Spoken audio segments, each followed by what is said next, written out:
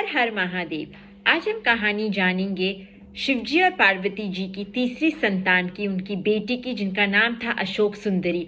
बहुत सारे लोगों को ये नहीं पता, बट महादेव और पार्वती जी के 3 संतान थे, कार्तिकेय जी, गणेश जी और अशोक सुंदरी। उनकी एक बेटी भी थी, लेकिन उनकी बेटी की देवी रूप में पूजा नहीं करी जाती। तो आइए जानते हैं क्या कहानी है उनकी तीसरे संतान की। तो कहानी कुछ इस प्रकार है।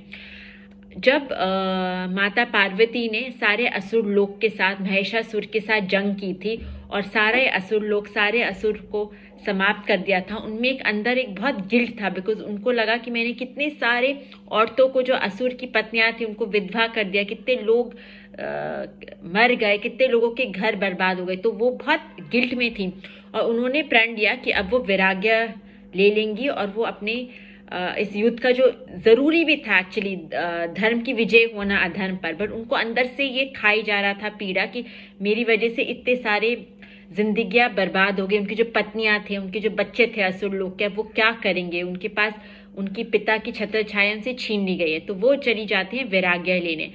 अब महादेव, नारायण जी, नारद मुनि जी, ब्रह्मा जी, सरस्वती जी सब ये सोचे थे कि पार्वती जी को कैसे वापस हम लाएं। वो तो वैराग्य चली गई, उन्हें कैसे वापस कैलाश पर्वत लाएं।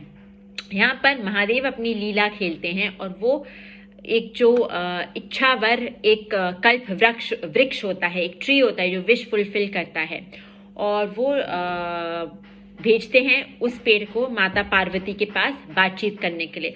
और इस दौरान ही माता पार्वती बोलती हैं कि मैंने वैराग्य तो ले लिया है, पर जब मैं कैलाश में भी थी मुझे बहुत अकेलापन महसूस होता है। महादेव अक्सर अपने ध्यान में व्यस्त होते हैं, गणेश जी अपने काम में व्यस्त होते हैं, कार्तिकेय जी वो सेनापति हैं देवराज के इंद्रलोक में, तो वो उसमें व्यस्त होते हैं। मुझे बहुत खलता है कभी कभी कमी, और मुझे लगता है कि मुझे एक बेटी चाहिए जिससे मैं बातचीत कर पाऊँ। और कल वृक्ष उनकी ये सब बात सुनते ही माता पार्वती को बोलते हैं कि मैं आपकी इच्छा पूरी कर सकता हूँ। आप अपने शिव तत्व से, शिव में लीन ध्यान लगा के, और अपनी प्रकृति तत्व से आप मुझ पर ध्यान लगाइए, और अपनी प्रकृति से और महादेव की साधना से आपको एक संतान प्राप्त हो सकती है, जो एक बेटी होगी। तो इस प्रकार तप एंड त्याग से अशोक सुंदरी का जन्म होता है। वह धरती में से प्रकट होती है और कहलाती है शिवजी और पार्वती की तीसरी संतान की बेटी। और ये देख के माता पार्वती इतनी खुश होते हैं। अब उन पर जिम्मेदारी आ जाती है एक बेटी की, और वो खुश भी होती है कि अब उनके पास एक बेटी आ गई जिनके साथ वो माँ बेटी के साथ दोस्त बनके, सहेली बनके सब अपना दुख पीड़ा शेयर कर सकते हैं। और अशोक सुंदरी की ही जन्म से माता पार्वती की वापसी होती है कैलाश पर्वत में। तो ये है कहानी अशोक सुंदरी की, और कैसे वो बनी तीसरी संतान महादेव और पार्वती जी की।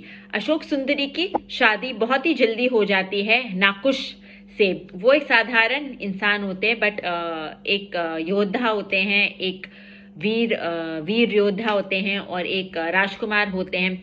लेकिन अशोक सुंदरी की कोई भी मंदिर नहीं है और उनकी देवी और आदि शक्ति रूप में पूजा नहीं की जाती। हर हर महादेव।